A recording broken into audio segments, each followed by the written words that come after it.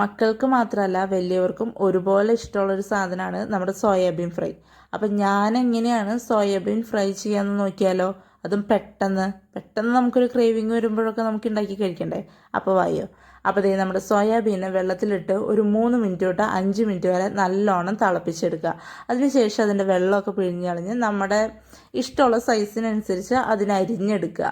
അതിനകത്തേക്ക് ഇഞ്ചി വെളുത്തുള്ളി പേസ്റ്റും കുറച്ച് കറിവേപ്പിലയും ആവശ്യത്തിന് ഉപ്പും പിന്നെ മുളക് പൊടി, അതൊക്കെ നിങ്ങളുടെ ആവശ്യത്തിന്. ഞാൻ എല്ലാ റെസിപ്പി വീഡിയോസിലും പറയുന്നത് പോലെ തന്നെ എല്ലാം നിങ്ങളുടെ അളവിനനുസരിച്ച് എടുക്കുക. എൻ്റെ മുളക് പൊടിക്ക് കുറച്ച് എരിവ് കുറവായതുകൊണ്ട് ഞാൻ കുറച്ച് അധികം മുളക് പൊടി എടുത്തിട്ടുണ്ട്.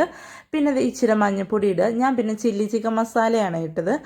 പിന്നെ നമ്മുടെ വിനീഗർ ഇല്ലേ, അതും കുറച്ച് ഒഴിക്കുക. അതൊരു അടപ്പൊക്കെ മതി, ഒരു സ്പൂണോ അടപ്പോ അങ്ങനെ എങ്ങനെയെങ്കിലെങ്കിലുമൊക്കെ മതി. അതിനുശേഷം അതിനകത്തേക്ക് കുറച്ച് കോൺഫ്ലോറും കൂടി ഇട്ടിട്ട് നല്ലോണം മിക്സ് ചെയ്യുക. നല്ലോണം അതിനെ മാരിനേറ്റ് ചെയ്ത് ഒരു 5 മിനിറ്റോ 10 മിനിറ്റോ മാറ്റി വയ്ക്കുക. അതിനകത്ത് തന്നെ വെള്ളത്തിൻ്റെ കണ്ടൻറ്റ് ഉള്ളതുകൊണ്ട് നമ്മൾ സെപ്പറേറ്റ് വെള്ളമൊന്നും ഒഴിക്കേണ്ട ആവശ്യമില്ല.